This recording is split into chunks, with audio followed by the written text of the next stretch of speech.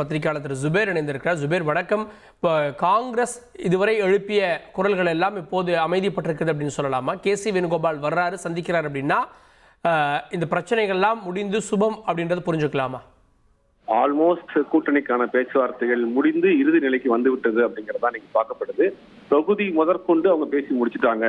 ஏன்னா நீ வரக்கூடிய காலங்களில் ஒவ்வொரு கட்சிகளையா தொகுதியை இறுதி செய்யக்கூடிய வேலையில திமுக இறங்கி இருக்கு. இப்ப காங்கிரஸ் தரப்புல இருந்து அதிகமான சீட் கேட்டுக்கிட்டு இருந்தாங்க. காங்கிரஸ் மட்டும் கிடையாது, திமுக கூட்டணி இருக்கக்கூடிய எல்லா கட்சிகளுமே அதிகப்படியான தொகுதிகள் கேட்கக்கூடிய இந்த சூழ்நிலை எல்லாரையும் சமாதானம் பண்ணக்கூடிய வேலையில திமுக இறங்கி இருக்கு. இந்த முறை அதிகபட்சமாக போன முறை 25 தொகுதிகளில் போட்டியிட்ட காங்கிரஸ் இந்த முறை 28 தொகுதி பிளஸ் ஒரு ராஜ்யசபா கொடுத்ததாக ஒரு தகவல் வந்திருக்கு. அதாவது 28 பிளஸ் ஒரு ராஜ்யசபா.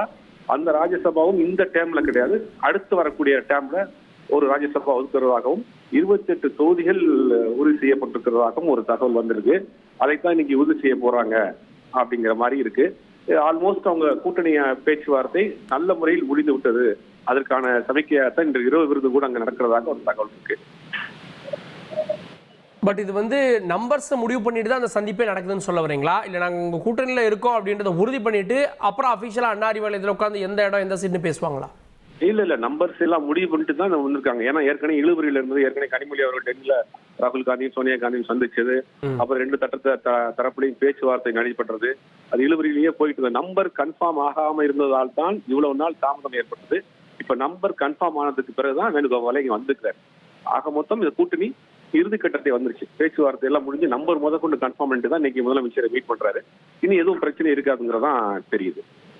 இதுல எந்த இடத்துல இப்போ காங்கிரஸ் வந்ததா இல்ல வரவழைக்கப்பட்டதா அப்படின்னு ஒன்று இருக்குல்ல? இப்ப தேமுதிக வந்ததுக்கு அப்புறம் வரவழைக்கப்பட்டதா?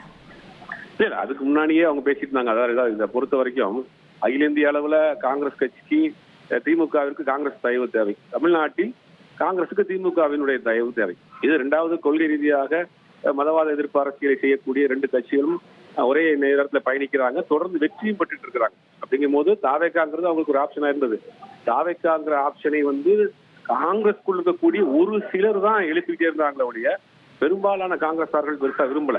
அவங்களுடைய கோரிக்கை என்னவாக இருந்துச்சுன்னா திமுகவுல அதிகப்படியான சீட் வேணும், ஆட்சி அதிகாரத்துல பங்கு வேணும் தான் கேட்டாங்களே ஒழிய தாவேக்காவுக்கு போறதுங்கிறது ஒரு சில பேர் தான் சொல்லிட்டு இருந்தாங்க. நம்ம தாவேக்காவுக்கு போகலாம் அப்படிங்கிற ஒரு தோற்றத்தை உண்டு பண்ணிட்டே இருந்தாங்க. ஆனா பெரும்பாலான காங்கிரஸ் நிர்வாகிகள் இருக்கக்கூடிய மூத்த நிர்வாகிகள் ப. சிதம்பரம் போன்றவர்கள், செல்வ பெருந்தகை போன்றவர்கள், திருநாவுக்கரசு போன்றவர்கள் டெல்லி தலைமையிலேயே வலியுறுத்தியது நம்ம திமுக கூட்டணியில் தொடரணுங்கிறது தான். கார்கே போன்றவர்கள் சொன்ன கருத்துமே அதான், சோனியா காந்தியினுடைய கருத்துமே தான். ஒரு சிலர் இதை எப்படியாவது கூட்டணியை குழப்பம் பண்ணணும் அப்படின்னு தொடர்ந்து இந்த வேலையை செஞ்சுக்கிட்டு இருந்தாங்க. அது சின்ன ஒரு சலசலப்பு, ஒரு குழப்பம் போயிட்டு இருந்தது. கடைசியாக இதை உறுதி செய்யப்பட்டிருக்கிறாங்க இப்ப அப்படின்னு தான் பார்க்கணும். இப்போ இந்த சலசலப்புக்கு பிறகு உறுதியாகுது அப்படின்னு வைங்களேன். இது பாஜக அதிமுக கூட்டணியில் ஒரு சலசலப்புக்கு பிறகு ஜெல்லாயிடுச்சா அப்படின்னு கேள்வி வைக்கிறீங்க. சமீபமாக மதுரை எல்லாம் மதுரை வடக்கு எங்களுக்கு தான் மாறி மாறி இந்த போட்டியெல்லாம் இருந்தது அப்படின்றதெல்லாம் நம்ம பார்க்குறோம். திரு மாணிக்கம் தாக்கூர் போய் அங்கே போய் பேசி நாங்கள் எங்கள் தன்மானத்துக்கு கேட்குறோம், எங்கள் தன்மானத்துக்கு இழுக்குன்னா பேசினார். அகைன் ஜெல்லாவதற்கான வாய்ப்புகள் அப்படின்னு எப்படி பார்க்குறீங்க? இல்ல ஜெல்லாவதற்கான வாய்ப்பு பிரிவே இல்லையே. ஒரு சிலர் தான் பிரிவு, ஒரு சிலர் தான் மாற்றி மாற்றி கருத்து பேசிட்டு இருந்தாங்க. அதாவது பிரவீன் சக்கரவர்த்தி, மாணிக் தாகூர் இந்த 2 பேரை தவிர கட்சியில் இருக்கக்கூடிய அறியப்பட்ட முகமாக இருக்கக்கூடிய காங்கிரஸ் நிர்வாகிகள் யாருமே வெளிப்படையாக பேசல. இந்த 2 பேரை தவிர அதே மாணிக் தாகூர் 2 நாளைக்கு முன்னாடி என்ன பேசியிருக்காருன்னு நம்ம பாக்குறோம். நாங்க வலுவா திமுக கூட்டணியில தான் இருக்கிறோம், இன்னைக்கு வரைக்கும் ஒரு மதசார்பற்ற கூட்டணியில தான் இருக்கிறோம்னு அவர் பேச ஆரம்பிச்சார்.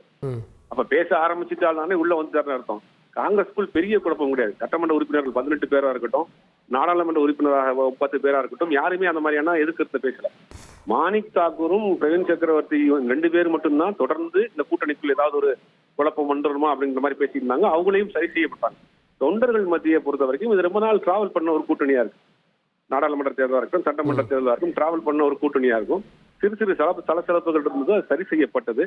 அதனால பெருசா பிரச்சனை இருக்காதுன்றதான் நான் நினைக்கிறேன். இல்லை, விஜய்க்கு இருந்த பெரிய ஆப்ஷன் அப்படின்றது காங்கிரஸ் தான். இப்போ காங்கிரஸும் திமுக தான் இருக்கு, இன்டாக்டா இருக்கு அப்படின்றது உறுதி செய்யப்பட்டா விஜயோடு யார் போவாங்க? இல்ல விஜய் தமிழ்நாட்டில் தனித்து விடப்பட்டிருக்காருங்கிறதா இன்னைக்குள்ள யதார்த்தம். எந்த கட்சியும் இல்ல, சிறு சிறு கட்சிகள் வேண்டாம் சேர்றதுக்கான வாய்ப்பு இருக்கு. திமுக தலைமையிலான கூட்டணி இங்க உறுதி செய்யப்பட்டுருச்சு, அதிமுக தலைமையிலான கூட்டணி அங்கே உறுதி செய்யப்பட்டுருச்சு. நாம் தமிழர் எப்பயும் போல தனியா நிக்கிறாங்க. 234 தொகுதிக்கு வேட்பாளர்கள் அறிவிச்சுட்டாங்க. அப்ப தாவேக்காவோட சேர்வதற்கு இன்றைக்கு தமிழ்நாட்டில் வேற எந்த கட்சியும் இல்லை. இதுவே தாவேக்காவுக்கு ஒரு பெரிய பின்னடைவு தான். ஏன்னா தமிழ்நாட்டை பொறுத்த வரைக்கும் வலுவான கூட்டணி இல்லாத கட்சியில் வெற்றி பெற்றதாக கடந்த 50 வருடத்துல பெருசா ஒரு இது இல்லை. அது முதல் முறையாக கட்சி ஆரம்பிச்சு ஒரே தேர்தலில் முதலமைச்சர் ஆயிடுவார் அப்படிங்கிற கனவுலாம் இங்க நடக்காது. அப்படிங்கும் போது எந்த கட்சியுமே கூட்டணியும் வராத போது, கூட்டணியும் சரியா அமையல அப்படிங்கிற போது இது 3ஆம் 4ஆம் இடத்துலதான் இன்னைக்கு தாவேக்கா இருக்கு. வாக்குகளை கணிசமாக பிரிக்குமே ஒழிய பெரிய இடங்கள்ல ஒரு வெற்றி வாய்ப்பை பெற முடியாதுங்கிறதான் யதார்த்தமான கள சூழ்நிலை. நன்றி திரு ஜுபேர், இணைந்து உங்களுடைய பார்வைகளை பதிவு செய்ததற்கு நன்றி. ஏறக்குறைய நம்பர்ஸை உறுதி பண்ணிட்டு தான் பேச வர்றாங்க. இதை அடுத்தடுத்து என்ன தொகுதின்றதெல்லாம் வெளியே தெரிய வரும் அப்படின்ற பார்வையை வெளிப்படுத்திருக்கீங்க. இணைந்ததற்கு நன்றி. இனி செல்லும் இடமெல்லாம் செய்தி.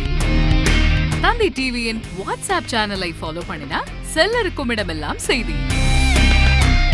இதோ QR கோட் இப்பவே ஸ்கேன் பண்ணுங்க, ஃபாலோ பண்ணுங்க.